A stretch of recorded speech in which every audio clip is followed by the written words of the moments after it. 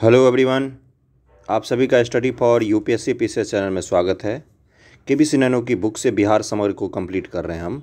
उसमें आज का टॉपिक है बिहार के प्रमुख व्यक्तित्व। ये अच्छा खासा इम्पोर्टेंट टॉपिक है ये। अगर आपने पेपर देखा होगा तो एक आध क्वेश्चन तो टकराते हैं इससे और इजी क्वेश्चंस रहते हैं, तो आज इसको हम कंप्लीट करेंगे। इससे पहले अगर किसी को केबीसी नैनो की बुक पढ़नी हो तो आप जाके चैनल पर पूरा प्लेलिस्ट देख सकते हैं। ठीक है, तो चलो शुरू करते हैं। प्राचीन काल से लेकर आधुनिक काल तक के सफ़र में बिहार महान विभूतियों के लिए उर्वर प्रदेश के रूप में प्रसिद्ध रहा है। एक से बढ़कर एक सूरमा पैदा हुए हैं। यह प्रदेश धर्म प्रवर्तक, सुधारक से लेकर पौराणिक रचनाकारों, ऐतिहासिक राजाओं, सम्राटों, महान राजनीतिज्ञों जैसे अनेक विभूतियों से भरा पड़ा है। हमारा थोड़ा सा वर्तमान ही डगमगा गया, बाकी इतिहास तो बहुत ही स्वर्णिम है। याज्ञवल्क्य उपनिषद काल के इस ऋषि एवं तपस्वी को राजा जनक की राजसभा का मुख्य दार्शनिक एवं परामर्शदाता रहने का योग मिला है। याज्ञवल्क्य की कौन सी बुक है? याज्ञवल्क्य स्मृति, बृहदारण्यक, शतपथ ब्राह्मण जैसे ग्रंथों की रचना की है इन्होंने। योग दर्शन के प्रणेता इस महान ऋषि ने याज्ञवल्क्य स्मृति, स्मृति क्या होती है? कानून की पुस्तक होती है। जैसे मनु स्मृति है वैसे याज्ञवल्क्य स्मृति है। बृहदारण्यक, शतपथ ब्राह्मण जैसे ग्रंथों की रचना की है। अगला है गौतम ऋषि। गौतम ऋषि ने न्याय दर्शन के प्रतिपादक हैं। कौन कौन से दर्शन है? 5 जो दर्शन है ना, सांख्य, योग, न्याय, उत्तरी मीमांसा, मीमांसा, तो उसमें से गौतम जो है वो न्याय दर्शन के प्रतिपादक हैं, न्याय के। योग के कौन है? योग दर्शन के पतंजलि। ठीक है, तो गौतम ऋषि जो है इनका जन्म भी बिहार में ही हुआ था। गौतम ऋषि उपनिषद काल के एक प्रखांड विद्वान एवं तपस्वी के रूप में विख्यात हैं। गौतम बुद्ध, इनके बारे में तो पूरा हिस्ट्री ही पढ़ते हैं हम लोग गौतम बुद्ध के बारे में। महावीर के समकालीन गौतम बुद्ध का जन्म 563 ईसा पूर्व में कपिलवस्तु, वर्तमान नेपाल के शाक्य कुल के क्षत्रिय परिवार में हुआ था। इन्होंने बौद्ध धर्म की स्थापना की। वैसे कभी भी इन्होंने नहीं कहा कि मैं एक बौद्ध धर्म की स्थापना कर रहा हूँ। इन्होंने बोला कि मैं हिंदू धर्म में सुधार कर रहा हूँ, हिंदू धर्म सुधार। लेकिन बाद में ये एक नए धर्म के रूप में स्थापित हो गया, बौद्ध धर्म। इन्हें बोध गया कि फाल्गु नदी के निरंजना नदी के किनारे ज्ञान की प्राप्ति हुई।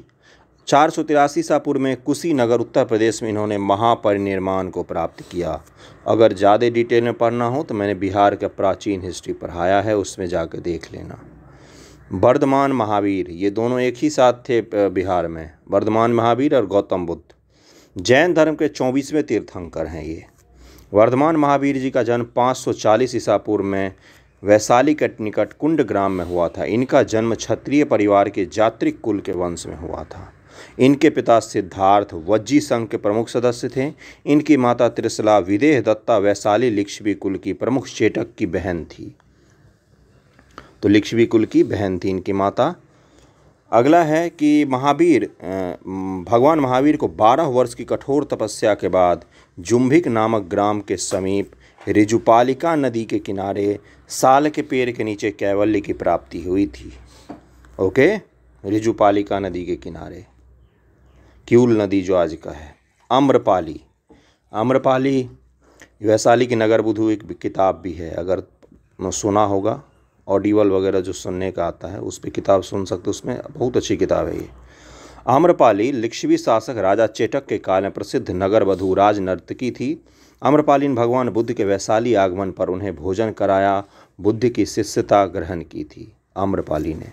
इसे अपने महल और आम्र कानन को बौद्ध विहार के निर्माण हेतु संघ को दान दे दिया था आम्रपाली ने। बहुत ही सुंदर, समय के लिए सुंदरता के लिए प्रसिद्ध थी ये। अतीश दीपंकर श्री ज्ञान, ये कौन थे? ये परम विद्वान थे, प्रसिद्ध बौद्ध विद्वान, विक्रमशिला विश्वविद्यालय के उपकुलपति थे। उपकुलपति, विक्रमशिला विश्वविद्यालय का स्थापना धर्मपाल ने, पाल वंश के शासक ने। कहाँ है ये? भागलपुर, अभी का वर्तमान, उस समय का अंग भागलपुर में है। ओके, और यहाँ बौद्ध धर्म के वज्रयान शाखा की पढ़ाई होती थी, वज्रयान। ओके, ये बौद्ध धर्म वज्रयान शाखा तांत्रिक महायान के महान दार्शनिक थे। तांत्रिक होता है वज्रयान। बहुत बाद में लगभग में 700 ईस्वी के आसपास वज्रयान शाखा सब स्थापित हुआ है। इन्होंने वज्रयान दर्शन को तिब्बत में फैलाया।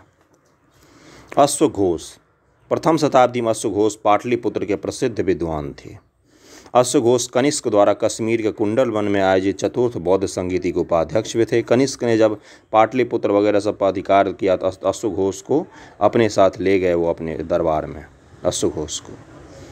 अश्वघोष ने बुद्ध चरित्र एवं सूत्र अलंकार की रचना की। इन्हें 2 ग्रंथों के अतिरिक्त इनकी अन्य रचनाएं हैं सौंदरानंद, महायान श्रद्धोत्पाद संग्रह, सरिये पुत्र प्रकरण।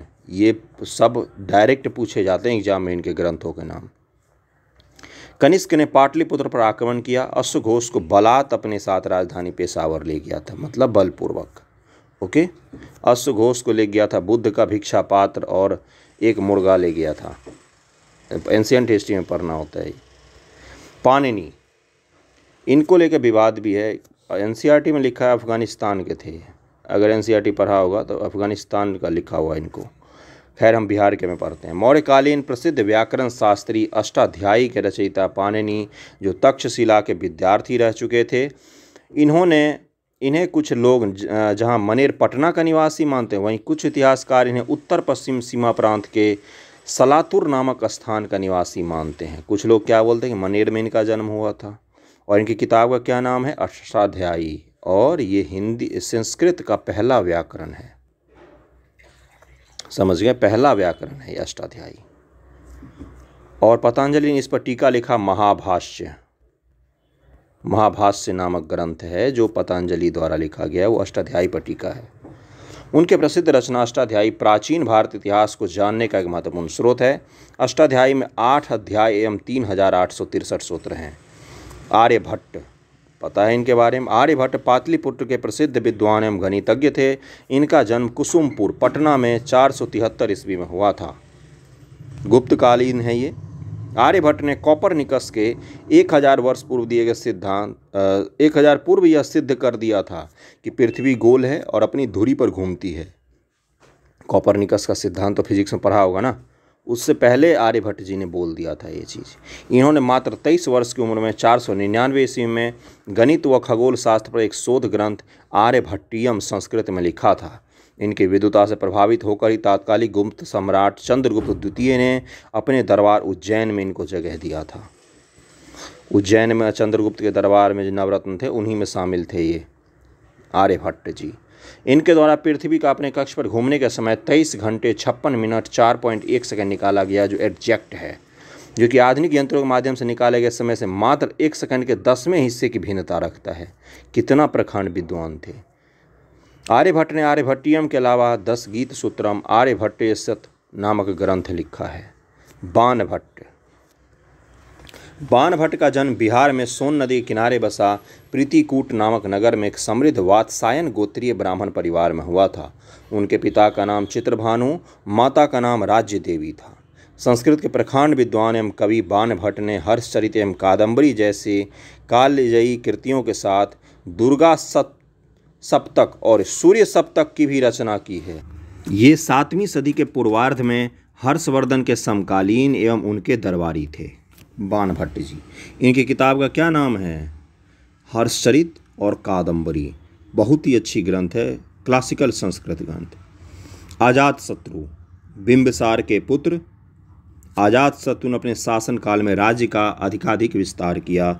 इसके काल में ही महात्मा बुद्ध को निर्माण प्राप्त हुआ और दूसरी बौद्ध संगति आयोजित हुई थी, सेकंड बौद्ध संगति। ओके। चंद्रगुप्त मौर्य, सारी बौद्ध संगतियां हमने पढ़ी हैं। मैंने जो बौद्ध से रिलेटेड एमसीक्यू करवाया है घटना चक्र का, उसमें भी पढ़ाया है मैंने, जाकर देखना एमसीक्यू, हिस्ट्री एमसीक्यू मिल जाएगा। उसके अलावा हमने सारी ये प्राचीन बिहार में भी पढ़ा है। आगे बढ़ते हैं। चंद्रगुप्त मौर्य, कोई इंट्रोडक्शन की जरूरत नहीं। 323 ईसा पूर्व में इसने मौर्य वंश की नींव डाली। चंद्रगुप्त मौर्य के गुरु चाणक्य ने चंद्रगुप्त को सुदृढ़ सेना गठित करने, नंद वंश का पतन कर मगध में शासन स्थापित करने में मदद किया था। अगला है चाणक्य। चाणक्य या कौटिल्य का वास्तविक नाम विष्णुगुप्त था। चाणक्य की मदद से ही चंद्रगुप्त मौर्य ने नंद वंश का अंतिम शासक घनानंद को हराकर 323 ईसा पूर्व 323 ईसा पूर्व। कितनी बार बीपीएससी ने तो ये ईस्वी भी पूछा है 323 ईसा पूर्व के बारे में। मौर्य वंश की नींव डाली थी। चाणक्य चंद्रगुप्त मौर्य का प्रधानमंत्री था, अमात्य। इसके द्वारा लिखित अर्थशास्त्र राजनीति का महान ग्रंथ है। राजनीति का महान ग्रंथ है ये। अशोक, चंद्रगुप्त मौर्य के पौत्र और बिंदुसार के पुत्र अशोक भारत के इतिहास का गौरवशाली सम्राट रहे हैं। अशोक का जन्म 3वीं शताब्दी ईसा पूर्व में हुआ। इसका पूरा नाम अशोक वर्धन था। वैसे इसके शिलालेख पर क्या नाम लिखा था? देव नाम प्रियदर्शी। देव नाम प्रियदर्शी अशोक, देवताओं के प्रिय अशोक। अशोक के शासनकाल में मगध साम्राज्य का विस्तार अपने चरम पर था। भारतीय इतिहास में सम्राट की उपाधि प्राप्त करने वाला शासक सिर्फ और सिर्फ अशोक है। महान अशोक। हम अपने देश में इसको अशोक बोलते हैं, बाकी दुनिया की हिस्ट्री में इसको कभी अशोक नहीं कहा जाता। महान अशोक, द ग्रेट अशोका। अगला है शांत रक्षित। इन्होंने बौद्ध धर्म के गौरव को संसार के समक्ष उपस्थित किया। ये 8वीं शताब्दी में पाल वंश के शासनकाल में नालंदा महाविहार के आचार्य थे। नालंदा महाविहार के आचार्य थे। शांत रक्षित के बारे में ऐसे ही पूछ लेगा, निम्न से किस विश्वविद्यालय से संबंधित थे? इन्होंने तिब्बत जाकर बौद्ध धर्म के प्रचार प्रसार में अपना अमूल्य योगदान दिया। सरहपाद, भारतीय जनमानस को अद्भुत रूप से प्रभावित करने वाले सरहपाद 84 सिद्धों में सबसे अधिक समादृत हुए हैं। महापंडित राहुल संस्कृतायन ने इन्हें हिंदी काव्य का प्रथम जनक माना है।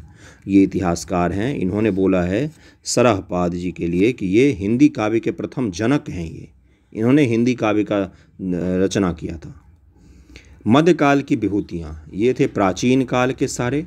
अब हम मध्यकाल की विभूतियाँ पढ़ेंगे, फिर मॉडर्न हिस्ट्री के जितने विभूति हैं बिहार के उनको पढ़ेंगे। मध्यकाल में सबसे पहले हैं विद्यापति, मैथिली कोकिल भी कहा जाता है इनको।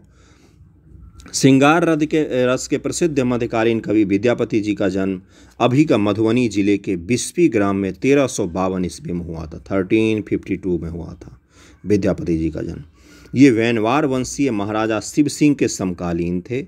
परवर्ती अपभ्रंश भाषा की इनकी प्रमुख कृतियां हैं कीर्ति पताका और कीर्तिलता। अपभ्रंश भाषा की कीर्ति पताका और कीर्तिलता। इनकी मैथिली भाषा में पदावली के अलावा संस्कृत में भू परिक्रमा, पुरुष परीक्षा, लिखनावली, दुर्गा भक्ति तरंगिनी, गंगा का काव्यावली, कालजयी रचना है।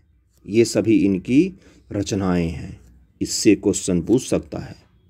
अपभ्रंश में कीर्तिलता और कीर्ति पताका, बाकी संस्कृत भाषा में ये है। विद्यापति की 200 कविताओं का अनुवाद योगी अरविंद ने अंग्रेजी में किया। विद्यापति के कविताओं का अनुवाद अंग्रेजी में किसने किया? तो अरविंद ने, जो यूनेस्को से प्रकाशित हुआ था। यूनेस्को ने इसको प्रकाशित किया है। मैथिली भाषा के जनक विद्यापति को माना जाता है। वैसे मैथिली भाषा में इन्होंने रचनाएं की हैं, मैथिली भाषा का आविष्कार इन्होंने नहीं किया। गोनू झा, ये हास्य कवि हैं मिथिलांचल क्षेत्र के। गोनू झा एक प्रत्यम्नमति व्यक्तित्व के धनी थे, मतलब कि हास्य योग, हास्य के। 13वीं सदी मिथिला के राजा हरि सिंह के समकालीन थे। इनका जन्म दरभंगा जिले के एक गांव भरवारा में हुआ था। उनके बारे में मैथिली भाषा की लोक कथाओं में कई प्रचलित कहानियां हैं जो उन्हें एक विनोद एवं बुद्धिमानी व्यक्ति के रूप में दर्शाती है। गोनू झा की चटनी एक किताब बिकती थी पहले, अभी बिकती होगी, शेरशाह सूरी। शेरशाह का बचपन का नाम फरीद था। इसने 1539 में चौसा युद्ध में हुमायूं को हराकर 1545 ईस्वी तक शासन किया था। 1539 में चौसा में हराया, 1545 तक शासन किया। ओके। देश में बंगाल से पंजाब के मध्य तक ग्रैंड ट्रंक रोड पुनर्निर्माण इसी बादशाह ने करवाया। दिल्ली के तख्त पर बैठने वाला राज्य के इस पहले बादशाह ने 1542 ईस्वी में चांदी का सिक्का और रुपया प्रचलित करवाया। रुपया नाम से, अभी जो हम रुपया देखते हैं उस रुपया नाम से प्रचलित पहली बार इसी ने करवाया। ठीक है। इसका मकबरा सासाराम में जो है अफगान वास्तुकला का उत्कृष्ट उदाहरण है। इसको पठान वास्तुकला भी कितनी बार बोला जाता है, पठान वास्तुकला। ओके। अगला है गुरु गोविंद सिंह जी। गुरु गोविंद सिंह जी के बारे में तो पता होगा सबको। सिखों के अंतिम और 10वें गुरु गुरु गोविंद सिंह जी का जन्म 27 दिसंबर 1666 को पटना साहिब में हुआ था। तो जो 2016 का 27 दिसंबर को याद है मनाया गया था, भव्य आयोजन हुआ था पटना में।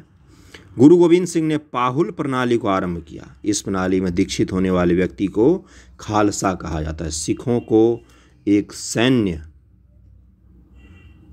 सैन्य प्रशिक्षण प्रदान किया था और सिख धर्म को एक लड़ाकों का धर्म बनाया था इन्होंने, रक्षा करने के लिए, न कि मारने के लिए, अपनी रक्षा के लिए। ठीक है, तो ये था इनका पाहुल प्रणाली, खालसा पंथ। समझ रहे हो, खालसा पंथ की शुरुआत गुरु गोविंद सिंह जी ने की थी। इनके द्वारा इन सिखों के नाम के अंत में सिंह शब्द का प्रयोग आरंभ हुआ। गुरु गोविंद सिंह ने 10वें बादशाह का ग्रंथ नामक एक पूरक ग्रंथ का संकलन किया। एक कट्टर अफगान सरदार द्वारा गोदावरी नदी के निकट नांदेड़ महाराष्ट्र, यहाँ बहुत फेमस गुरुद्वारा नांदेड़ का गुरुद्वारा नामक स्थान पर 1708 में चाकू मारकर इनकी हत्या कर दी गई थी। ठीक है, तो ये हैं गुरु गोविंद सिंह जी। इनके बाद क्या हुआ, ये सिखों के अंतिम 10वें गुरु हैं। गुरु ग्रंथ साहिब जो ग्रंथ है सिख धर्म का, उसी को गुरु मान लिया गया। शेख सरफुद्दीन याहिया मनेरी, इनका भी हम पढ़ते हैं बिहार के इतिहास में। इनका जन्म मनेर में 1263 में हुआ। सूफी आध्यात्मिक साहित्य के बहुसर्जक रचनाकार शेख सरफुद्दीन याहिया मनेरी फिरदौसी सिलसिले से संबंधित थे। ये सबसे फेमस सिलसिला है बिहार में सूफी सिलसिलों में। सिलसिला क्या था, सूफी में अलग अलग सिलसिले हैं, फिरदौसी, चिश्ती, ये सब अलग अलग हैं।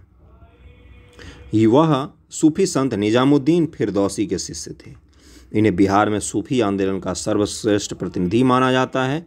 इनका मूल नाम शेख सरफुद्दीन अहमद था। सूफी मत की व्याख्या में इनके पत्रों का संकलन मकतूबाते सदी प्रसिद्ध है। मकतूबाते सदी पूछ लेगा किस सिलसिला से संबंधित है, तो फिरदौसी सिलसिला। किसने रचना की है, तो शेख सरफुद्दीन याहिया मनेरी जी ने की है। और इनकी समाधि कहाँ है, ये है बिहार शरीफ में। बिहार शरीफ में, ओके। जन्म कहाँ हुआ है, मनेर में, लेकिन इनकी समाधि कहाँ है, बिहार शरीफ में। सर्च करना, गूगल पे दिख जाएगा। मोहम्मद शाह नूहानी, बाबर के आक्रमण के समय बिहार में मोहम्मद शाह लोदियों का गवर्नर था। जो उस समय लोदी वंश था, सिकंदर लोदी, इब्राहिम लोदी, उनका गवर्नर था मोहम्मद शाह नूहानी। 1526 में जब बाबर के हाथों इब्राहिम लोदी पराजित हो गया तो नूहानी ने स्वयं को स्वतंत्र घोषित कर दिया था। इसका भी जन्म बिहार में ही हुआ था। आधुनिक काल की विभूतियाँ। अब हम पहुंच गए मॉडर्न हिस्ट्री में। मॉडर्न हिस्ट्री में इसमें सबसे लंबा खासा फहरिस्त मिलेगा और इससे ही क्वेश्चन मेन पूछे जाते हैं। वैसे एंशियंट में तो हिस्ट्री में ही हम पढ़ लेते हैं, समझे। इसमें कुछ कुछ ऐसे लीडर हैं जो 1947 के बाद आए हैं बिहार में और वो अच्छे खासे चमत्कारी लीडर थे। जगदीशपुर वर्तमान भोजपुर जिला में स्थित दुलौरा गांव में जन्मे बाबू कुंवर सिंह प्रथम भारतीय स्वतंत्रता संग्राम 1857 के बिहार के सिपाही और महानायक थे। बहुत बड़े योद्धा। इन पर आज तक पता नहीं कोई बड़ी डॉक्यूमेंट्री या फिल्म क्यों नहीं बनी। कुंवर सिंह 13 अगस्त 1857 से 22 अप्रैल 1858 तक एक लंबा अभियान चलाया था। इस अभियान का उद्देश्य अपने अनुभवी सैनिकों को भारतीय क्रांतिकारी ताकतों के साथ एकताबद्ध करना था। इस अभियान के दौरान कुंवर सिंह के विद्रोही फौजियों ने मिलमैन, ली ग्रांट, लुगार्ड और ब्रिगेडियर डगलस को बुरी तरह पराजित किया। कितनी ही बार मैंने बताया, फिर से एक बार बता रहा हूं। कुंवर सिंह एकमात्र ऐसे विद्रोही थे जो 1857 के विद्रोह में एक भी बार युद्ध नहीं हारे। ओके, किसको किसको हराया इन्होंने, ये भी पूछा है बीपीएससी ने। मिलमैन, ली ग्रांट, लुगार्ड और ब्रिगेडियर डगलस को पराजित किया था इन्होंने। 25 जुलाई 1857 को दानापुर में सैनिकों ने विद्रोह कर दिया। जगदीशपुर के जमींदार बाबू कुंवर सिंह ने विद्रोही सैनिकों का नेतृत्व 26 जुलाई को आगरा में किया था। 25 जुलाई को दानापुर में विद्रोह हुआ था। ये भी क्वेश्चन पूछा है, एग्जैक्ट डेट पूछा है बीपीएससी ने। 80 वर्ष की उम्र में कुंवर सिंह ने काफ़ी समय तक बिहार एवं पूर्वी उत्तर प्रदेश के अनेक क्षेत्रों में अंग्रेजी सत्ता को प्रभावहीन बना दिया। वहाँ के लोगों को लगता था कि हम आज़ाद हो गए हैं। इस तरह से अंग्रेज़ों को वहाँ इन्होंने बर्बाद किया।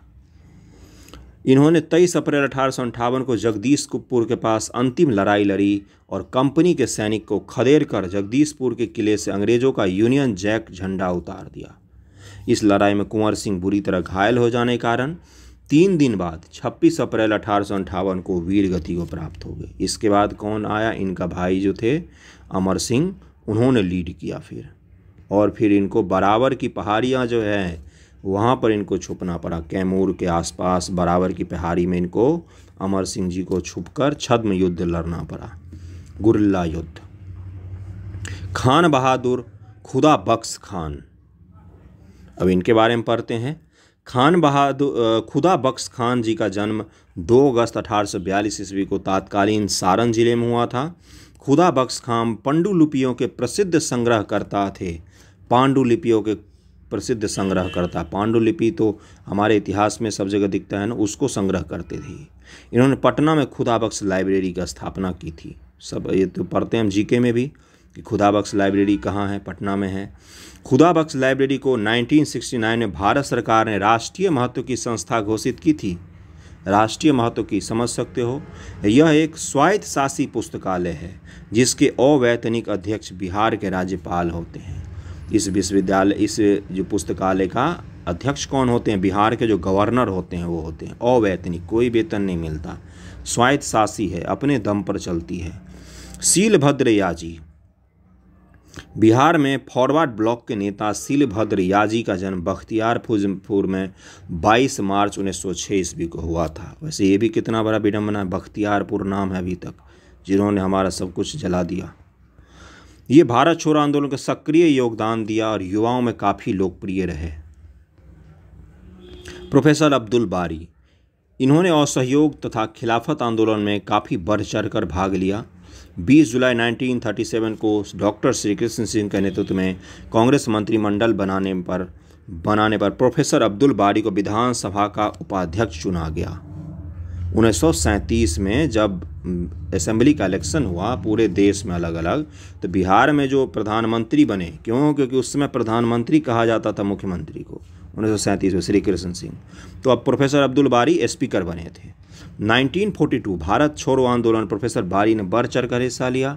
29 मार्च 1947 को प्रोफेसर बारी की हत्या कर दी गई थी। 1947 को इनकी हत्या कर दी गई थी। डॉक्टर सच्चिदानंद सिन्हा, इनको तो मॉडर्न हिस्ट्री में बार बार हम पढ़ते हैं। ये भारतीय संविधान सभा के प्रथम अध्यक्ष थे, उस समय के अध्यक्ष थे।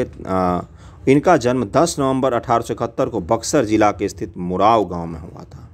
और ये जब अध्यक्ष पद से, ये तो टेंटेटिव थे, मतलब कि थोड़े समय के लिए अध्यक्ष बने थे। पूर्णकालिक अध्यक्ष कौन बने? डॉक्टर राजेंद्र प्रसाद, ठीक है।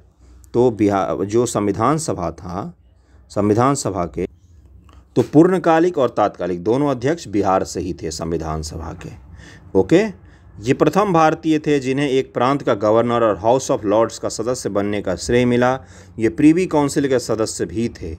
विख्यात बुद्धिजीवी डॉक्टर सच्चिदानंद सिन्हा का पृथक बिहार के निर्माण के प्रयास में अग्रणी भूमिका रही। इन्होंने बढ़ चढ़ कर आवाज़ उठाया कि बंगाल से बिहार को अलग किया जाए, और जब बिहार को अलग किया गया तो उसमें बिहार और उड़ीसा भी शामिल था। प्रसिद्ध पत्रकार के रूप में ख्याति प्राप्त सचिदा बाबू विख्यात विधिवेत्ता भी थे, वकील थे। उसमें तो मैक्सिमम वकील ही तो थे मॉडर्न हिस्ट्री में, स्वतंत्रता आंदोलन में शामिल। वे बिहार उड़ीसा सरकार के प्रथम भारतीय वित्त मंत्री और बिहार विधानसभा के प्रथम भारतीय अध्यक्ष रहे थे।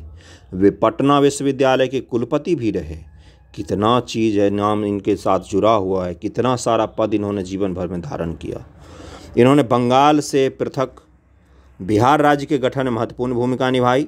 6 मार्च 1850 को पटना में इनका देहांत हो गया। 6 मार्च 1950 को। 26 जनवरी को हम संपूर्ण रूप से आज़ाद हुए हैं, हमने संविधान को अपना लिया, और इनका मृत्यु 6 मार्च 1950 को हो गया। जगत नारायण लाल का बिहार के राजनीतिक और सामाजिक कार्यों में अहम योगदान रहा। देखो, किसी के भी बारे में पूछ सकता है बीपीएससी, इसलिए अंत तक देखना इसको। मैंने देखा है बहुत सारे लोग अंत तक नहीं देखते हैं। अंत तक देखना वीडियो को, किसी से ही पूछ सकते हैं। एक किताब ही तो है, 1-1.5 घंटे का वीडियो होता है, उसमें भी अगर पूरा नहीं देखते हैं, इतनी सहूलियत के साथ बस बैठ के सुनना है, ठीक है ना। तो अंत तक देखना, क्वेश्चंस कहीं से भी आते हैं। बीपीएससी टफ हो गया है, पहले वाला नहीं रहा। कि 90 क्वेश्चन करके आ जाते हैं और पास हो जाते हैं, ऐसा नहीं रहा। पिछली बार कट ऑफ गया था 107 जनरल का। ओके, तो पहले किसी ज़माने में जितना जनरल लड़कियों का जाता था उतना तो अब SC और OBC का कट ऑफ जाता है, और इस साल तो और भी जाएगा क्योंकि ज़्यादा लोग हैं एग्ज़ाम देने वाले। ओके, तो अंत तक देखना वीडियो को। जगत नारायण लाल का बिहार के राजनीतिक और सामाजिक कार्यों में अहम योगदान रहा है। डॉक्टर राजेंद्र प्रसाद, अनुग्रह नारायण सिन्हा, मदन मोहन मालवीय के विचारों का प्रभाव रहने के कारण इन्होंने पटना को अपने कार्यक्षेत्र के रूप में चुना था। जगत नारायण लाल जी ने, जगत नारायण लाल को 1937 के निर्वाचन के बाद बिहार मंत्रिमंडल में सभा सचिव बनाया गया। सभा का सचिव जो होता है ना, सदन का सचिव, वो बनाया गया था इनको 1937 के बाद। स्वतंत्रता पश्चात 1957 में 1957 में जगत नारायण लाल बिहार सरकार में मंत्री भी रहे। जगत नारायण लाल छुआछूत के निवारण और महिलाओं की स्थिति में सुधार लाने के पक्षधर थे तथा साथ ही सांप्रदायिक सौहार्द को बनाए रखने का प्रयास करते थे। मदन मोहन मालवीय के प्रभाव में ये हिंदू महासभा से भी जुड़े। हिंदू महासभा का स्थापना जो है वो उनमें मदन मोहन मालवीय जी का नाम आता है प्रमुख रूप से। इन्हें 1926 में अखिल भारतीय हिंदू महासभा का महामंत्री चुना गया था। फिर भी ये सांप्रदायिक सौहार्द बनाने की बात करते थे जगत नारायण लाल जी। अली इमाम कलकत्ता हाई कोर्ट के प्रथम बिहारी जज हसन इमाम के बड़े भाई थे। प्रांतीय राष्ट्रीय आंदोलन के सक्रिय सदस्य के रूप में इन्होंने बंगाल से बिहार और उड़ीसा प्रांत के गठन में महत्वपूर्ण भूमिका निभाई।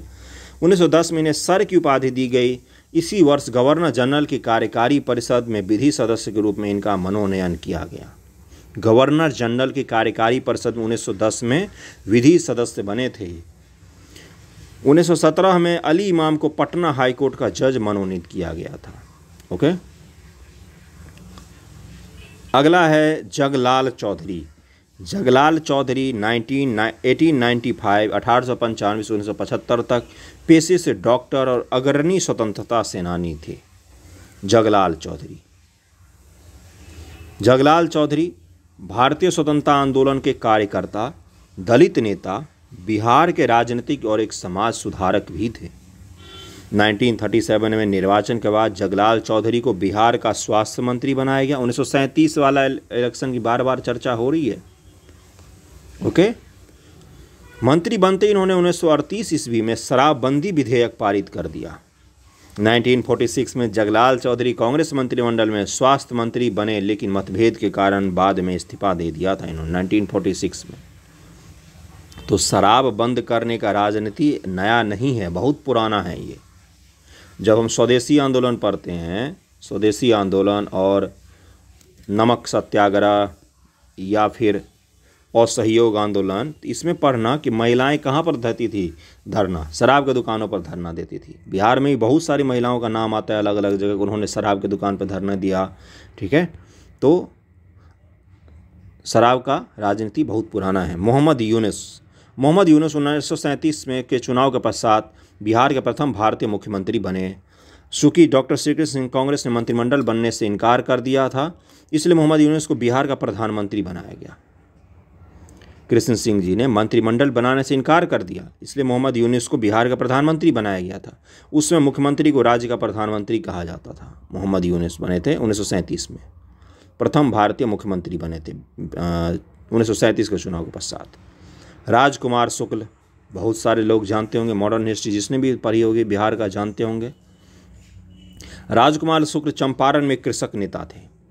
राजकुमार शुक्ल के द्वारा सन 1916 में कांग्रेस के लखनऊ अधिवेशन में महात्मा गांधी को चंपारण सत्याग्रह के लिए आमंत्रित किया गया था। ये दोनों क्वेश्चन कम से कम 25 बार पूछा होगा बीपीएससी में कि महात्मा गांधी को चंपारण सत्याग्रह के लिए किन्होंने आमंत्रित किया था, तो राजकुमार शुक्ल जी ने।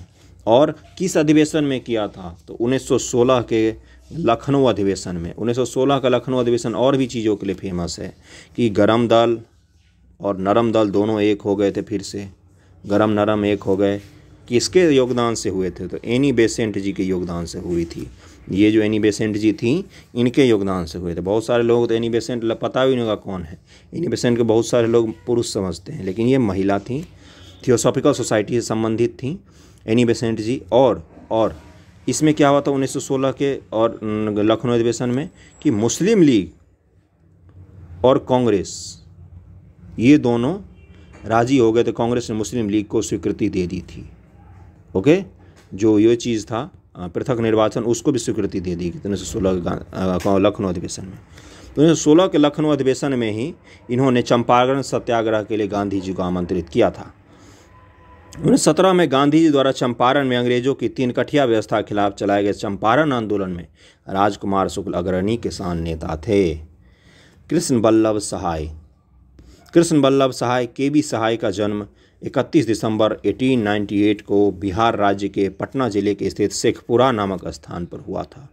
महात्मा गांधी का आह्वान पर इन्होंने स्वतंत्रता आंदोलन में शामिल होने के लिए ICS का पद ठुकरा दिया था। 1963 में वे राज्य के मुख्यमंत्री बने थे।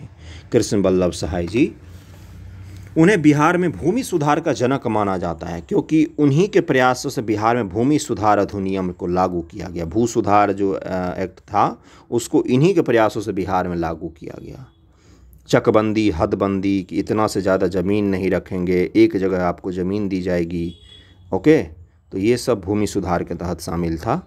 कब पारित हुआ था? 1951 में भू सुधार एक्ट आया था, केंद्र सरकार के द्वारा लाया गया था। डॉक्टर राजेंद्र प्रसाद, सबको पता होगा इनके बारे में। इनका जन्म, भारत के प्रथम राष्ट्रपति देश रत्न डॉक्टर राजेंद्र प्रसाद का जन्म, इनको देश रत्न कहा जाता है, 3 दिसंबर 1884 को सिवान जिले के जीरादेई नामक ग्राम में हुआ था। अगला है कि ये भारत के 2 कार्यकाल तक राष्ट्रपति रहने वाले एकमात्र व्यक्ति थे। ये भारत के संविधान सभा के अध्यक्ष भी थे। इन्हें इंडिया डिवाइडेड नामक पुस्तक की रचना की है। इन्होंने इंडिया डिवाइडेड पुस्तक की रचना किसने की? तो डॉक्टर राजेंद्र प्रसाद जी ने की। और 2 कार्यकाल का तक राष्ट्रपति बनने वाले एकमात्र व्यक्ति हैं ये। 1962 में राष्ट्रपति पद से सेवानिवृत्त होने के बाद पटना के सदाकत आश्रम में रहे, जहां 28 फरवरी 1963 को उनका देहांत हो गया। डॉक्टर राजेंद्र प्रसाद भारत के पहले राष्ट्रपति बनने से पूर्व पटना नगर पालिका के चेयरमैन पद पर आसीन थे। पटना नगर पालिका के चेयरमैन बने थे ये। भारत के पहले राष्ट्रपति डॉक्टर राजेंद्र प्रसाद की जीरादेई ग्राम में स्थित घर में भारतीय पुरातत्व सर्वेक्षण द्वारा देश रत्न दीर्घा के नाम से एक गैलरी स्थापित की गई है। आप इनके बारे में वहाँ पर जाके देख सकते हैं, इनसे जुड़े हुए इतिहास को देख सकते हैं। इस गैलरी में डॉक्टर राजेंद्र प्रसाद के जीवन और भारत के स्वतंत्रता आंदोलन में उनकी भूमिका पर प्रकाश डाला गया है। उल्लेखनीय है कि 1991 में उनके जन्म स्थल को राष्ट्रीय महत्व का स्मारक घोषित किया गया। प्रखंड विद्वान थे, पढ़ने में इतने ब्रिलियंट कि एक बार इनकी कॉपी पर क्या लिखा था, ये सब कहानी पढ़ते हैं बिहार में बच्चे लोग कि examinee is better than examiner. परीक्षार्थी जो है वो परीक्षक से ज़्यादा होशियार है। सर्च करना गूगल पे, कहानी मिल जाएगा। हमने तो टेक्स्ट बुक में बिहार में बचपन पढ़ा था। संपूर्ण क्रांति और प्रणेता के प्रसिद्ध स्वतंत्रता सेनानी JP जयप्रकाश नारायण जी का जन्म 11 अक्टूबर 1902 को सारण जिला के सिताब दियारा में हुआ था। ये एक क्रांतिकारी भी थे। क्रांतिकारी यानी कि बिल्कुल शस्त्र वाला क्रांतिकारी भी थे अपने ज़माने में। आज़ाद दस्ता पढ़ा है बिहार में हमने। आज़ाद दस्ता, जब भारत छोड़ो के बाद सबको पकड़ के जेल में डाल दिया गया तो सोशलिस्ट जो थे वो सारे भूमिगत हो गए थे और नेपाल और बिहार के तराई क्षेत्रों में इन्होंने आज़ाद दस्ता का गठन किया और छापामार युद्ध करते थे। और बाद में ये गांधीवादी सत्याग्रह करने लग गए आज़ादी के बाद। 1975 में पढ़ा होगा। 1975 का जो संपूर्ण क्रांति आंदोलन है, जिसमें सारे छात्र नेता उठे, लालू प्रसाद यादव से लेकर नीतीश कुमार, अलग अलग सारे इमरजेंसी के दौर में, सुशील मोदी जी और भी सारे। संपूर्ण क्रांति के प्रणेता और प्रसिद्ध स्वतंत्रता सेनानी जयप्रकाश नारायण जी का जन्म 11 अक्टूबर 1902 को सारण जिला के सिताब दियारा में हुआ था। इन्होंने आचार्य नरेंद्र देव, मीनू मसानी, अशोक मेहता के साथ मिलकर कांग्रेस समाजवादी दल की स्थापना की थी। कांग्रेस समाजवादी दल की स्थापना की थी। वेरी इंपॉर्टेंट ये सारे नाम। कांग्रेस समाजवादी दल तो कम से कम BPSC ने 10 बार पूछा है कि स्थापना कब हुई, स्थापना किसने की, स्थापना में कौन कौन शामिल था, नेता कौन कौन थे। आचार्य नरेंद्र देव इसके अध्यक्ष थे और JP इसके सचिव थे। इस दल का प्रथम सम्मेलन 1934 ईस्वी में पटना में हुआ था। किसका? कांग्रेस सोशलिस्ट का। 34 में पटना में हुआ था। भारत छोड़ो आंदोलन के दौरान जयप्रकाश नारायण हजारीबाग जेल में बंद थे। इस जेल से 9 नवंबर 1942 को भागकर नेपाल चले गए, वहीं से भूमिगत आंदोलन संचालित करते रहे। रमन मैग्सेसे से पुरस्कार पाने वाले पहले बिहारवासी थे ये, समझ गए। इनका देहांत 1979 में हो गया। चलो आगे बढ़ते हैं। प्रभावती देवी। प्रभावती देवी बिहार में स्वतंत्रता आंदोलन की महिला कार्यकर्ता थी। इनका जन्म बिहार के सिवान जिले में हुआ था। और ये कौन थी? ये जेपी जी की पत्नी थी। प्रभावती देवी लोकनायक जयप्रकाश नारायण की पत्नी थी। जब जयप्रकाश नारायण विज्ञान के अध्ययन के लिए अमेरिका चले गए तो उस दौरान गांधी जी का आश्रम गई और वहां उन्होंने अपने को पूर्णतः कस्तूरबा के प्रति समर्पित कर दिया। गांधी जी को गुरु मानती थी, बिल्कुल भगवान मानती थी। प्रभावती देवी का कमला नेहरू के साथ भी घनिष्ठ संबंध था। प्रभावती देवी ने पटना में महिला चरखा समिति की स्थापना की थी। तो महिला चरखा समिति की स्थापना किसने की थी? तो प्रभावती देवी जी ने की थी। कहाँ पर की थी? पटना में की थी। कौन थी ये? जेपी जी की पत्नी थी, गांधी जी की शिष्या थी। जगजीवन राम बाबूजी उपन्यास से विख्यात। कौन सा उपन्यास? बाबूजी उपन्यास। जगजीवन राम सक्रिय स्वतंत्रता सेनानी और दलित वर्ग के प्रमुख नेता थे। उनका जन्म 5 अप्रैल 1908 को शाहबाद वर्तमान भोजपुर जिला के चंदवा गांव में हुआ था। 1926 में उन्होंने मैट्रिक की परीक्षा प्रथम श्रेणी में पास की। विद्यासागर कॉलेज, देखो पिछली बार पीपीएससी ने पूछ लिया था कि गांधी जी किस कॉलेज से पढ़े हुए थे, इसलिए कॉलेज वाले जिनके नाम रखना याद रखना सब लोग भाई। विद्यासागर कॉलेज कलकत्ता से बीएससी की डिग्री प्राप्त की। 1929 में कलकत्ता में अखिल भारतीय रविदास सभा की और 1937 में खेतिहर मजदूर सभा की स्थापना की। रविदास सभा, अखिल भारतीय रविदास सभा और खेतिहर मजदूर सभा की स्थापना की। वे अखिल भारतीय दलित वर्ग लीग का अध्यक्ष बने। इस लीग का एक विशाल अधिवेशन 1936 में लखनऊ में हुआ, जिसका उद्घाटन महात्मा गांधी ने किया। दलित वर्ग लीग का अध्यक्ष बने थे ये, और इसका उद्घाटन किसने किया? महात्मा गांधी जी ने किया। कहाँ पर किया? 1936 में लखनऊ में किया। कौन सा? अखिल भारतीय दलित वर्ग। सोच लो, जिस समय अम्बेडकर बड़े नेता थे दलित के, उस समय ये भी थे। अखिल भारतीय दलित वर्ग की स्थापना की थी। 1937 में बिहार में प्रथम कांग्रेस मंत्रिमंडल को लेकर स्वतंत्रता प्राप्ति के पश्चात जवाहरलाल नेहरू, श्रीमती इंदिरा गांधी तक केंद्रीय मंत्रिमंडल में कैबिनेट मंत्री रहे थे। ये जवाहरलाल नेहरू जी से पंडित जी से लेकर पंडित इंदिरा गांधी तक रही थी, इंदिरा गांधी जी तक। 28 वर्ष की अवस्था में बिहार विधानसभा में निर्विरोध निर्वाचित हुए। 28 वर्ष की अवस्था में, क्या वर्ष होता है ये। अंतरिम सरकार में भारत के प्रथम श्रम मंत्री, संविधान सभा के सदस्य रहे। अंतरिम सरकार जब जवाहरलाल पंडित जी की अध्यक्षता में गठित हुआ तो उसमें श्रम मंत्री रहे थे, संविधान सभा के सदस्य रहे थे। केंद्र सरकार में श्रम, संचार, रेल, कृषि और रक्षा मंत्री रहे। कृषि मंत्री के रूप में हरित क्रांति लाए तथा रक्षा मंत्री के रूप में बंगाल देश मुक्ति अभियान में भारत के विजय के सूत्रधार रहे। देखो क्या क्या इन उपलब्धि इनके साथ जुड़ा हुआ है। जब ये कृषि मंत्री रहे तो हरित क्रांति आ गया देश में, समझ रहे हो। और जब रक्षा मंत्री रहे तो पाकिस्तान को 2 भागों में बांट दिया गया, बांग्लादेश का निर्माण हुआ था। और इतिहास में इनको उचित जगह नहीं मिल पाता है कई लोगों को। अगला है 1977 में मोरारजी देसाई मंत्रिमंडल में ये उप प्रधानमंत्री रहे। मोरारजी देसाई को मंत्रिमंडल में ये, और 6 जुलाई 1986 को उनका निधन हो गया। तो ये थे जगजीवन राम जी, बाबूजी उपन्यास से विख्यात हुए थे। वीपी मंडल, ये तो सबको पता होगा। वीपी मंडल, विंदेश्वरी प्रसाद मंडल। वीपी मंडल 1968 में अल्प समय के लिए बिहार के मुख्यमंत्री रहे। 78 ईस्वी में तत्कालिक प्रधानमंत्री मोरारजी देसाई द्वारा गठित 5 सदस्यीय नागरिक अधिकार आयोग का अध्यक्ष बनाया गया, और इसी की उस पर अनुशंसा पर, इस आयोग की अनुशंसा के बाद 27% ओबीसी आरक्षण जो है वो लागू किया गया था। और इस आयोग ने 1980 में अपनी रिपोर्ट सौंपी। अपनी रिपोर्ट में अन्य पिछड़ी जातियों के लिए नौकरी और शैक्षणिक संस्थानों की सीटें आरक्षित करने की अनुशंसा की, जिसके आधार पर 1990 में प्रधानमंत्री विश्वनाथ प्रताप सिंह ने 27% अन्य पिछड़ी जातियों के लिए आरक्षण का कानून लागू किया था। ओबीसी के लिए आरक्षण का कानून। कर्पूरी ठाकुर। कर्पूरी ठाकुर का जन्म 24 जनवरी 1924 को बिहार राज्य के समस्तीपुर जिले में स्थित पितौजिया नामक ग्राम में हुआ था, जिसे अब कर्पूरी ग्राम के नाम से जाना जाता है। समस्तीपुर जिला में इनका जन्म हुआ था।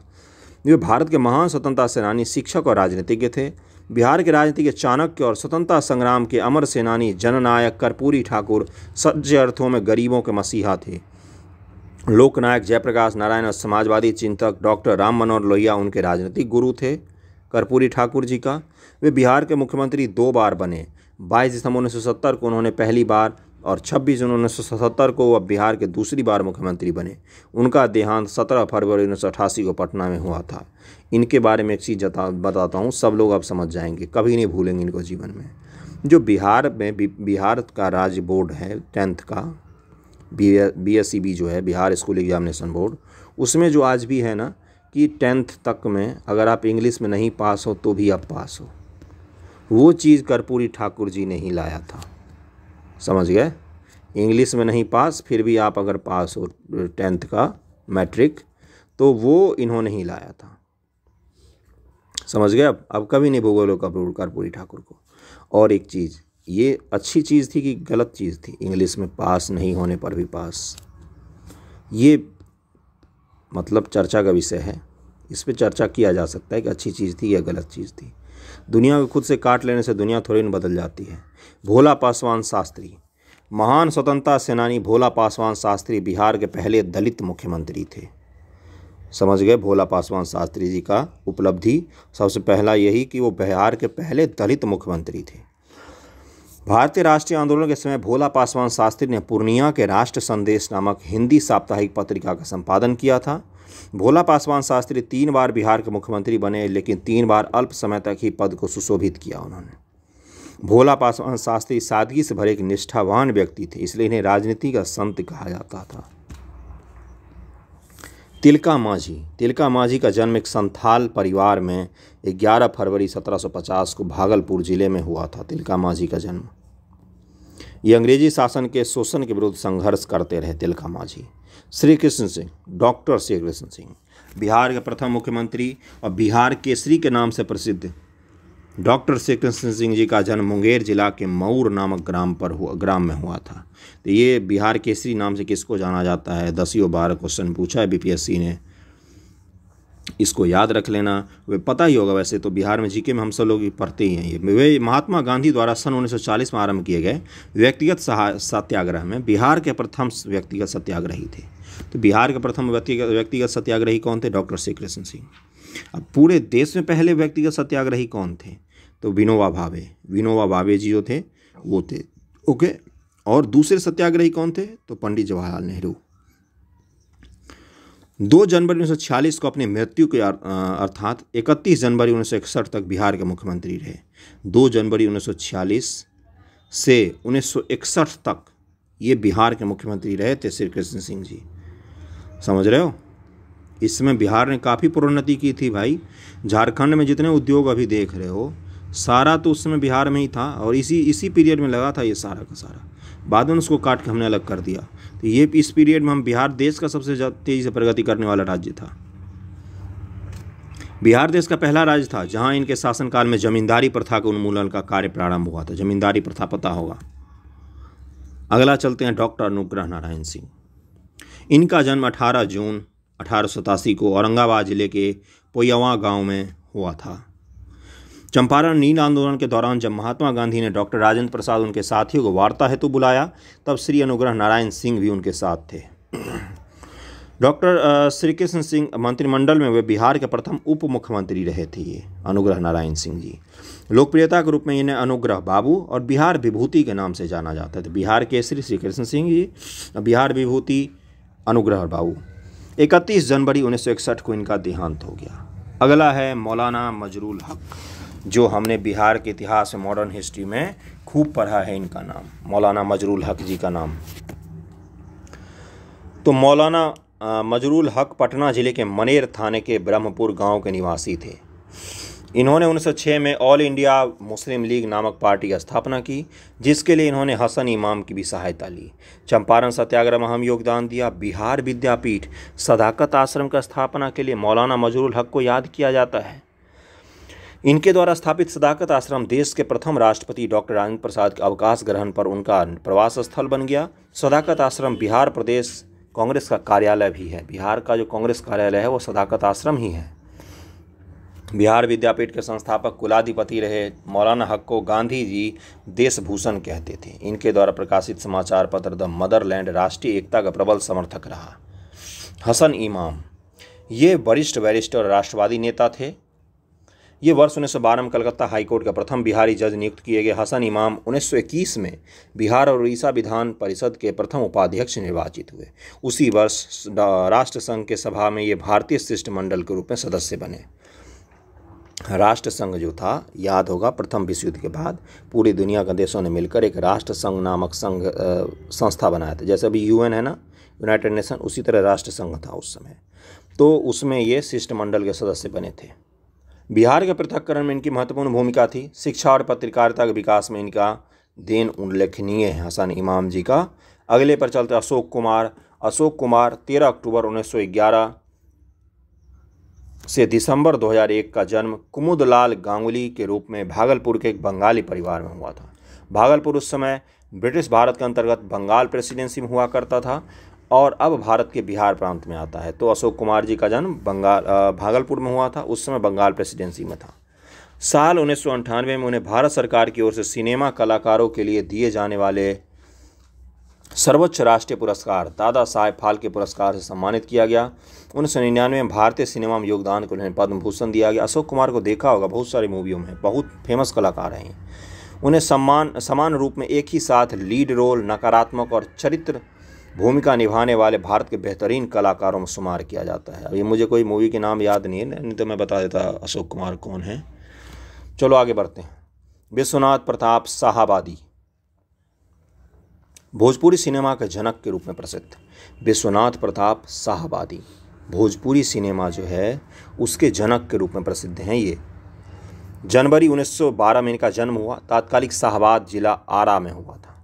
इन्होंने 1962 में पहली बार श्वेत मतलब black and white Bhojpuri film, श्वेत से हम लिखा है, गंगा मैया तोहरे पियरी चढ़ैबो, गंगा मैया तोहे पियरी चढ़ैबो, जो पहली भोजपुरी मूवी है उसका इन्होंने निर्माण किया था। भोजपुरी सिनेमा के नए युग की नींव रखी थी।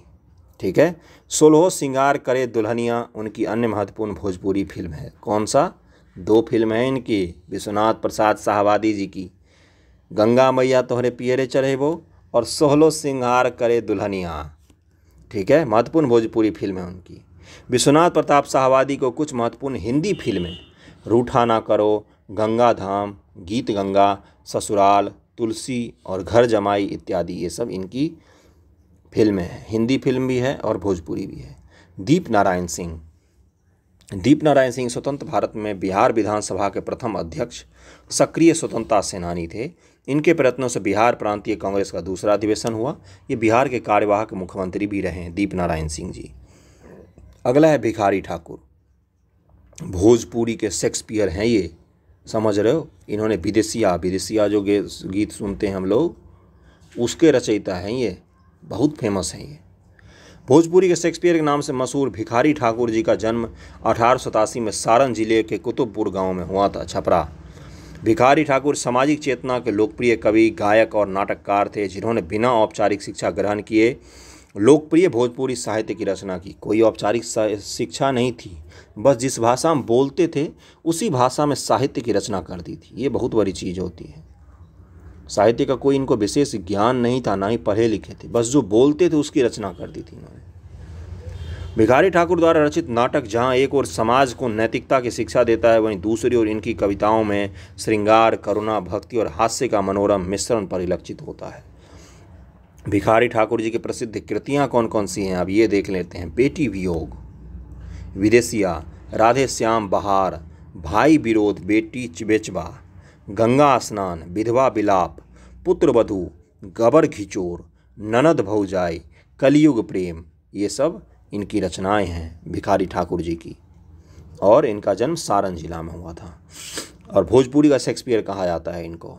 चित्रगुप्त श्रीवास्तव, हिंदी फिल्म जगत के प्रसिद्ध संगीत निर्देशक चित्रगुप्त श्रीवास्तव का जन्म बिहार के सारण जिले के गांव में हुआ, जो गोपालगंज जिले में है। गोपालगंज जिला से ही पंकज त्रिपाठी, कालीन भैया, ये सब हैं, पंकज त्रिपाठी हैं। ठीक है। चित्रगुप्त की कुछ सफल फिल्में जिनमें इनका संगीत काफ़ी मशहूर हुआ, भाभी, बड़ा आदमी, अपलम चपलम, गंगा मैया तोहरे पीरे चढ़ेबो में, शादी करके जाना मैं चुप रहूँगी इत्यादि, ये सब संगीत हैं इनके। तो चित्रगुप्त श्रीवास्तव जी संगीतज्ञ थे, संगीतकार थे मूवियों में। विंध्यवासिनी देवी पद्मश्री से सम्मानित, बिहार कोकिला के नाम से मशहूर विंध्यवासिनी देवी बिहार में लोकगीतों को एक नई ऊंचाई प्रदान करने वाली एक विख्यात कलाकार थीं। विंध्यवासिनी देवी की गायिका का पहला सार्वजनिक प्रदर्शन 1945 में हुआ। उसके बाद 1948 से पटना में आकाशवाणी केंद्र की शुरुआत से लेकर 1979 तक आकाशवाणी से जुड़ी रही थी। तो आकाशवाणी से जुड़ी एक कलाकार थी, बिहार कोकिला के नाम से प्रसिद्ध हैं ये। लड़कियों को पढ़ाने एवं संगीत की शिक्षा देने के उद्देश्य से विंध्यवासिनी देवी ने 1949 में विंध्य कला मंदिर की स्थापना की। कितने जागरूक थी हैं। फिल्मों में गीत लेखक, इसका कहाँ पर किया इन्होंने स्थापना वो नहीं दिया हुआ है, इसको सर्च कर लेना। ओके, फिल्मों में गीत लेखन व संगीत निर्देशन के अलावा इन्होंने कई संगीत ग्रंथों की रचना की, जिसमें लोक संगीत सागर, सोहर प्रकारन, बृहद कोश, लोक शब्द सागर इत्यादि प्रमुख है। अगला है जगदम्बा देवी। जगदम्बा देवी जी को पढ़ते हैं हम लोग। 1975 पद्मश्री से सम्मानित जगदम्बा देवी लोक चित्रकला की महारथी थी। जगदम्बा देवी का जन्म 25 फरवरी 1901 को मधुबनी जिले में हुआ था। मधुबनी जिले में जगदम्बा देवी जी का जन्म हुआ था। जगदम्बा देवी को मिथिला लोक शैली में प्राकृतिक रंगों की सहायता से लोक चित्रकला गढ़ने का अद्भुत हुनर हासिल था। जगदम्बा देवी के चित्रों को पहली प्रदर्शनी 10 जनपथ, प्रधानमंत्री का आवास हुआ करता था उस समय, नई दिल्ली में आयोजित की गई थी। इन्हें 1970 में लोक चित्रकला के लिए हस्तशिल्प का राष्ट्रीय पुरस्कार प्रदान किया गया। इनका 8 जुलाई 1984 को ईस्वी को निधन हो गया। महासुंदरी देवी, तो ये चित्रकला के रचयिता थी। मिथिला पेंटिंग होगा, मधुबनी जिले में जन्म हुआ था इनका। ठीक है। महासुंदरी देवी वर्ष 2011 में पद्मश्री से सम्मानित महासुंदरी देवी का जन्म अप्रैल 1922 से मधुबनी जिले में हुआ था। महासुंदरी देवी मिथिला पेंटिंग की निपुण कलाकार थी एवं इनका उदाहरण उनके द्वारा मधुबनी स्टेशन की दीवारों पर, जयंती जनता एक्सप्रेस के डिब्बों पर, दिल्ली के राज्यसभा परिसर में उकेरी कलाकृतियों में देखा जा सकता है। इन्होंने मिथिला हस्तशिल्प कलाकार औद्योगिक सहयोग समिति नामक एक सहकारी समाज की स्थापना की, जो हस्तशिल्प कलाकारों के विकास का समर्थन करता है। राष्ट्रीय पुरस्कार से सम्मानित महासुंदरी देवी को बिहार सरकार द्वारा कला विभूति सम्मान और भारत सरकार द्वारा गुरु सम्मान से सम्मानित किया गया था। जुलाई 2013 में महासुंदरी देवी जी का निधन हो गया। तो ये भी पेंटिंग से जुड़ी हुई है, मिथिला पेंटिंग से जुड़ी हुई है, और मधुबनी स्टेशन, अजंता एक्सप्रेस जो है उन सब पर इनकी पेंटिंग देखी जा सकती है। डॉक्टर वरिष्ठ नारायण सिंह, इनका तो निधन हो गया। डॉक्टर वरिष्ठ नारायण सिंह बिहार में भोजपुर जिले में बसंतपुर गांव में रहने वाले थे। उन्होंने नेतरहाट आवासीय विद्यालय से अपनी प्राथमिक और माध्यमिक शिक्षा प्राप्त की। पटना साइंस कॉलेज से शिक्षा प्राप्त की। बहुत बड़े विद्वान थे ये। इनको इनका जगह नहीं मिला, मरने के बाद बहुत सारे पुरस्कार दिए गए, उसका क्या लाभ, जीवित आदमी को अच्छा इलाज नहीं मिला। वरिष्ठ नारायण सिंह उस समय एक किंवदंती छात्र बन गए जब उन्हें पहले ही वर्ष में पटना विश्वविद्यालय द्वारा गणित में बीएससी ऑनर्स के 2 वर्षीय पाठ्यक्रम में शामिल होने की अनुमति दे दी गई। इतने बड़े ब्रिलियंट थे ये। अपनी पीएचडी प्राप्त करने के बाद उन्होंने नासा में काम किया। फिर 1971 में आईआईटी कानपुर में पढ़ाने के लिए लौट आए। इसके बाद वे बॉम्बे स्थित TIFR Tata institute of fundamental research के साथ हो गए। देख रहे हो, जिस इंस्टीट्यूशंस का नाम पढ़ा जा रहा है ना, वो अद्भुत है। उन्हें 1973 में ISI यानी कि Indian institute of statistical science जो होता है, इंडियन स्टैटिकल इंस्टीट्यूट जो होता है, ISI, पाकिस्तान वाला मत सोचना, इंडियन स्टैटिकल इंस्टीट्यूट 3 या 4 ही हैं पूरे देश में, कलकत्ता, दिल्ली। कोलकाता में स्थायी फैकल्टी के संकाय के रूप में नियुक्त किया गया इनको ISI में मैथमेटिक्स के। बिहार के मधेपुरा स्थित भूपेंद्र नारायण मंडल विश्वविद्यालय BNMU में 2014 में उन्हें एक अतिथि प्रोफेसर गेस्ट फैकल्टी के रूप में नियुक्ति मिली। 14 नवंबर 2019 को पटना में इनका निधन हो गया। राजकीय सम्मान के साथ इनके पैतृक गाँव में इनका दाह संस्कार किया गया। मरणोपरांत 2020 में इन्हें 4थे सर्वोच्च नागरिक पुरस्कार पद्मश्री से सम्मानित किया गया 2020 में। दशरथ मांझी का जन्म 1934 में बिहार राज्य के गया जिले के स्थित गहलौर नामक ग्राम में हुआ था। इन्हें माउंटेन मैन के नाम से भी जाना जाता है। इनका प्रमुख कारण है कि इन्होंने केवल एक हथौड़ा और छेनी लेकर करीब 22 वर्षों की मेहनत से 360 फीट लंबी 30 फीट चौड़ी 25 फीट ऊंची पहाड़ी को काट कर एक सड़क बना दिया। अपने आप में अद्भुत है ये, कोई सोच भी नहीं सकता है। 22 वर्ष का अथक परिश्रम के बाद इनके द्वारा बनाई गई सड़क ने अतरी और वजीरगंज ब्लॉक की दूरी 55 किलोमीटर से घटाकर 16 किलोमीटर कर दिया। सोच सकता है कोई। कैंसर की लंबी बीमारी के बाद 17 अगस्त 2007 को दिल्ली में उनका देहांत हो गया। उनकी जीवनी पर आधारित फिल्म माझी द माउंटेन मैन 2015 में निर्देशित केतन मेहता द्वारा बनाई गई, जिसमें नवाजुद्दीन सिद्दीकी ने दशरथ माझी का चरित्र निभाया है। सबने देखा होगा फिल्म। बलदेव सहाय बिहार के प्रथम भारतीय एडवोकेट जनरल थे, महाधिवक्ता, अटॉर्नी जनरल जो होता है भारत के पहले। 1942 में भारत छोड़ो आंदोलन के दौरान बलदेव सहाय ने सरकारी नीतियों के विरोध में अपने पद से इस्तीफा दे दिया। प्रसिद्ध भारतीय फिल्म अभिनेता शेखर सुमन बलदेव सहाय के पोते हैं। तो ये बताने की जरूरत है क्या? बस ये जानना है कि बलदेव सहाय कौन थे? पहले भारतीय महाधिवक्ता थे भारत के। राम शरण शर्मा, हिस्ट्री पढ़ी है, एंशिएंट हिस्ट्री, तो इनका तो नाम पढ़ा होगा। बहुत बड़े इतिहासकार हैं ये। राम शरण शर्मा बिहार के महान इतिहासकार थे। इनका जन्म 26 नवंबर 1919 को बेगूसराय जिले के बरौनी में हुआ था। बेगूसराय में और किसका जन्म हुआ? रामधारी सिंह दिनकर। इन्होंने पटना विश्वविद्यालय और दिल्ली विश्वविद्यालय में कई वर्षों तक इतिहास के प्रोफेसर और विभागाध्यक्ष के रूप में बारी बारी से सेवा की।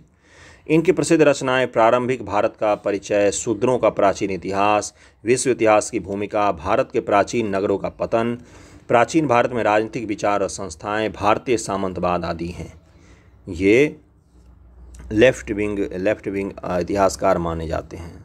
ठीक है, जो मार्क्सवादी इतिहासकार होते हैं ना, उसमें सबसे अग्रणी इतिहासकार हैं। अगर पुरानी वाली एनसीईआरटी पढ़ी होगी तो वो इन्होंने ही लिखी है, एंशिएंट हिस्ट्री की। श्री नरसिंह नारायण सिंह बिहार में पूर्णिया जिले के प्रसिद्ध क्रांतिकारी थे। नरसिंह नारायण का जुड़ाव जयप्रकाश नारायण से था। 1943 में जब पहली बार आज़ाद दस्ता की बैठक हुई तो उसमें वासुदेव प्रसाद सिंह और श्री नरसिंह सिंह को क्रमशः सिविल और मिलिट्री डिपार्टमेंट का नेता चुना गया था आज़ाद दस्ता में।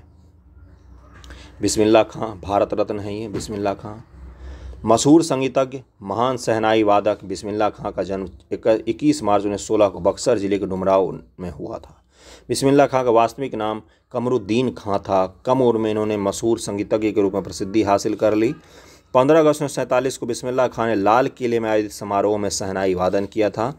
बिस्मिल्लाह खां को 1956 में संगीत नाटक अकादमी पुरस्कार, 1961 में पद्मश्री, 68 में पद्म भूषण, 80 में पद्म विभूषण और 2001 में भारत रत्न से सम्मानित किया गया। 21 अगस्त 2006 को इनकी मृत्यु हो गई। अगला है शारदा सिन्हा। इनका तो सबने सुना होगा, पनिया के जहाज से। शारदा सिन्हा बिहार की एक लोक गायिका हैं जो भोजपुरी एवं मैथिली दोनों ही भाषाओं में सर्वाधिक विख्यात और प्रतिष्ठित गायिका हैं। छठ तो बिना इनके गीत के होता ही नहीं है। इन्हें छठ पूजा पर आधारित गीत पहिल पहिल हम कहनिए छठी मैया के भोजपुरी संस्करण के लिए विशेष रूप से जाना जाता है। बहुत सारे अच्छे गाने गाए इन्होंने, बहुत अच्छा गाती हैं। शारदा सिन्हा ने अपना गायन कैरियर मैथिली लोकगीतों के साथ शुरू किया था। शारदा सिन्हा मैथिली, भोजपुरी एवं मगही गाने गाती हैं और संगीत में उनके योगदान के लिए उन्हें पद्मश्री 2018 में पद्म भूषण पुरस्कार से अलंकृत किया गया। बहुत ही अच्छी ब्रिलियंट गायिका। आनंद कुमार, पता ही है ये कैसे कैसे लोग हुए हैं। प्रसिद्ध गणितज्ञ आनंद कुमार ने पटना में सुपर 30 के संस्थापक हैं। इन्होंने सांख्य सिद्धांत पर कुछ पेपर जमा किए जो मैथमेटिकल स्पेक्ट्रम तथा मैथमेटिकल गजट में प्रकाशित किया गया है। नंबर सिस्टम जो होता है उस पर इन्होंने किया था। इनके कार्यों पर डिस्कवरी चैनल ने भी लघु फिल्म बनाई है। अब तो पूरी फिल्म बन गई। ऋतिक रोशन बना था आनंद कुमार। इन्हें MIT, USA और हार्वर्ड विश्वविद्यालय द्वारा व्याख्यान हेतु आमंत्रित किया जा चुका है। वहाँ पर ये लेक्चर देते हैं अपने। लक्ष्मीपंत सिंघनाई IIM Lucknow national leadership award और M रामानुजम पुरस्कार 2010, मौलाना अबुल कलाम आज़ाद शिक्षा पुरस्कार से भी सम्मानित किया जा चुका है। पुरस्कार छोटे पड़ जाते हैं कुछ लोगों के सामने। इनके जीवन वृत्त पर आधारित सुपर 30 फिल्म बनी जिसमें आनंद कुमार की भूमिका में ऋतिक रोशन है। डॉक्टर विंदेश्वर पाठक, इनका जन्म 1943 में वैशाली जिला के रामपुर ग्राम में हुआ था। इन्होंने स्वच्छता को सभ्यता का प्रतीक बनाने हेतु सुलभ इंटरनेशनल की स्थापना 1970 में आरा में की थी। सुलभ इंटरनेशनल बहुत फेमस है स्वच्छता के लिए। आरा से शुरू हुई इस संस्था का इन्होंने अत्यंत सफलतापूर्वक देश विदेश में विस्तार किया। अब इनकी गणना एक अंतर्राष्ट्रीय ख्याति के समाज सेवी के रूप में की जाती है। बिंदेश्वर पाठक का। ठीक है। सुलभ इंटरनेशनल मुख्यतः मानव अधिकार, पर्यावरणीय स्वच्छता, स्वच्छ ऊर्जा के पारंपरिक, गैर पारंपरिक स्रोत, गैर पारंपरिक जो पारंपरिक हैं कोयला और ये सब, उनको हटा के, जैसे सोलर हो गया, विंड हो गया, टाइडल हो गया, ये सब गैर पारंपरिक। शिक्षा द्वारा सामाजिक परिवर्तन आदि क्षेत्र में कार्य करने वाली एक अग्रणी संस्था है। नॉन कन्वेंशनल एनर्जी जो होते हैं। बिंदुश्री पाठक ने सुलभ, बिंदेश्वर पाठक है, सॉरी बार बार मैं बिंदुश्री पाठक बोल दे रहा हूँ गलती से। बिंदेश्वर पाठक ने सुलभ तकनीक को बढ़ावा देते हुए भारत में लगभग 12 लाख सुलभ शौचालय का निर्माण करवाया। बहुत बड़ी उपलब्धि होती है ये। इन्हें सामाजिक कार्यों के लिए पद्म विभूषण, पद्मश्री, इंदिरा गांधी पर्यावरण पुरस्कार, गोयंका पुरस्कार, प्रियदर्शनी पुरस्कार, बाबू जगजीवन राम पुरस्कार आदि से पुरस्कृत किया जा चुका है। इन पुरस्कारों के अलावा इन्हें अनेक राष्ट्रीय और अंतर्राष्ट्रीय पुरस्कारों से सम्मानित किया जा चुका है। 1970 में इन्होंने किया था आरा में सुलभ इंटरनेशनल की स्थापना। ये ऐसे प्रथम भारतीय हैं जिन्हें 1992 में सेंट फ्रांसिस पुरस्कार से पुरस्कृत किया गया। सेंट फ्रांसिस पुरस्कार इनको मिला हुआ है, बिंदेश्वर पाठक को। इन्होंने सुलभ इंटरनेशनल साहित्य पुरस्कार प्रारंभ करके समाज के साथ साथ साहित्य सेवा भी प्रारंभ की। इन्होंने दुनिया का सबसे सस्ता पेयजल प्रोजेक्ट सुलभ जल की स्थापना 15 जुलाई 2018 को बिहार के दरभंगा में की थी। सबसे सस्ता पेयजल सुलभ जल, समझ रहे हो। किशोर कुणाल, इनका भी नाम सबने सुना होगा। किशोर कुणाल 1972 में भारतीय पुलिस सेवा IPS अफसर हैं। अपने पद से आगे बढ़ जाते हैं कुछ लोग। चयनित बिहार के पूर्व IPS अधिकारी हैं। वर्तमान में इन्होंने बिहार के कई मंदिर और मठों को अवैध कब्जे से मुक्त कराया, पुनरुद्धार का कार्य किया है इन्होंने। किशोर कुणाल ने पटना जंक्शन रेलवे स्टेशन के समीप महावीर मंदिर का जीर्णोद्धार करवाया, रख रखाव के लिए एक ट्रस्ट का गठन किया और बिहार में जो सबसे बड़ा मंदिर बन रहा है ना दुनिया का, वो भी बनवा रही है। वर्तमान में इस ट्रस्ट की वजह से बिहार में महावीर आरोग्य संस्थान, महावीर कैंसर संस्थान, महावीर नेत्रनालय, महावीर वात्सल्य संस्थान का संचालन किया जा रहा है। पूर्वी चंपारण में दुनिया के सबसे बड़े विशाल रामायण मंदिर के निर्माण की योजना इसी ट्रस्ट की है। दुनिया का सबसे बड़ा, समझ रहे हो, रामायण मंदिर। पवन कुमार कार्टूनिस्ट। पवन कुमार एक लोकप्रिय कार्टूनिस्ट हैं। इनके 20,000 से ज़्यादा कार्टून देश के विभिन्न समाचार पत्र पत्रिकाओं में प्रकाशित हो चुके हैं। इनका जन्म 1978 में हुआ था। इनके सर्वाधिक कामयाबी लोकप्रियता दैनिक हिंदुस्तान और पटना में नियमित कार्टून प्रकाशित होने से मिली। पटना में जो दैनिक हिंदुस्तान आता है ना, उसका कार्टून इन्हीं का रहता है। पवन कुमार को कई सम्मान मिल चुके हैं। Best cartoonist of Bihar award, Shankar Dayal Singh सम्मान, कलाकृति सम्मान, कलाश्री सम्मान, रोटरी अवार्ड, सुलभ इंटरनेशनल अवार्ड इत्यादि। कर्पूरी देवी, मधुबनी चित्रकला और सुजनी कला। सुजनी कला क्या होता है?